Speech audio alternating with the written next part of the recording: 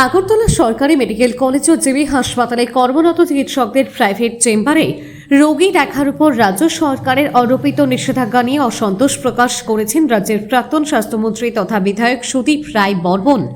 বুধবার সংবাদ মাধ্যমের মুখোমুখি হয়ে তিনি সরকারের এই সিদ্ধান্ত পুনর্বিবেচনার দাবি জানান। বিধায়ক বলেন, সরকারের এই সিদ্ধান্তের যৌক্তিকতা তিনি খুঁজে পাচ্ছেন না।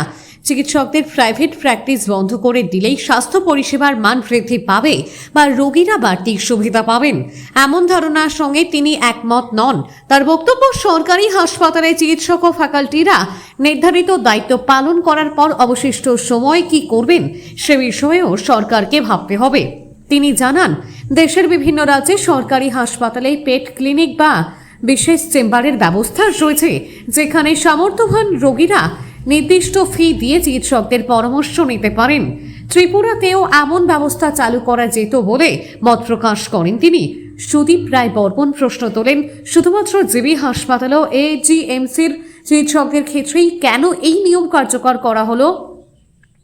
যদি এই সিদ্ধান্ত জনস্বার্থে নেওয়া হয়ে থাকে, তাহলে কিংবা জেলা হাসপাতালগুলো চিকিৎসকদের ক্ষেত্রেও একই নিয়ম প্রযোজ্য করা হয়নি কেন, সেই প্রশ্ন তোলেন তিনি। রাজ্যের স্বাস্থ্য ব্যবস্থার বর্তমান পরিস্থিতি নিয়েও উদ্বেগ প্রকাশ করে তিনি বলেন, স্বাস্থ্য পরিষেবার উন্নয়নে সরকারের আরও বেশি নজর দেওয়া প্রয়োজন। তার অভিযোগ, রাজ্যের স্বাস্থ্য পরিকাঠামো দুর্বল হয়ে পড়েছে এবং পর্যাপ্ত নজরদারির অভাব রয়েছে। তিনি দাবি করেন, ক্যান্সার হাসপাতালে গুরুত্বপূর্ণ 3টি মেশিন দীর্ঘ কয়েক মাস ধরে বিকল অবস্থায় পড়ে রয়েছে, অথচ সেগুলি দ্রুত মেরামতের উদ্যোগ নেওয়া হয়নি। এছাড়াও সরকারি চিকিৎসা সরঞ্জাম রক্ষণাবেক্ষণের নামে অনিয়মের অভিযোগ তুলে তিনি বলেন, বিষয়গুলোর উপর কঠোর নজরদারি ও মনিটরিং ব্যবস্থা গড়ে তোলা জরুরি।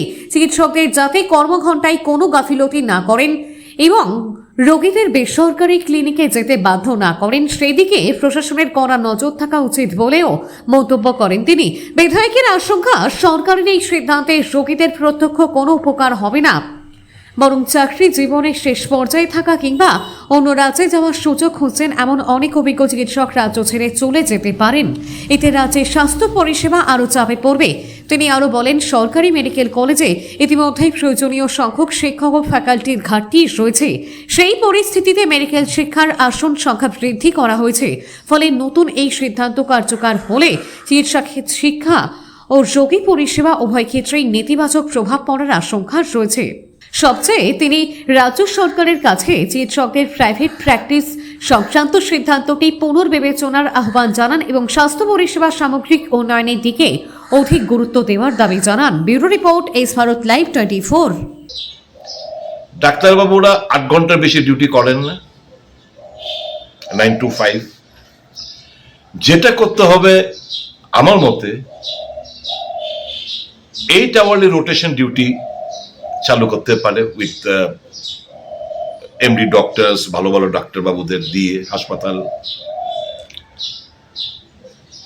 8 ঘন্টার বেশি ফ্যাকাল্টির কোনো কাজ নেই, টিচিং এর কোনো কাজ নেই।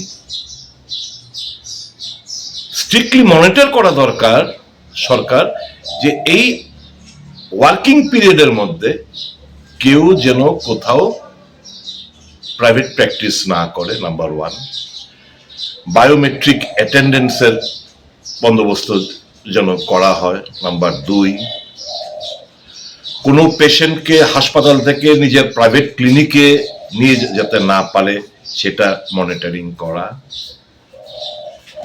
এগুলো করলেই তো মোর দেন সাফিসিয়েন্ট। আমার প্রাইভেট প্র্যাকটিস ব্যান করা, এটা আমি বলবো আম জনসাধারণ আর একটা প্যারাশনি।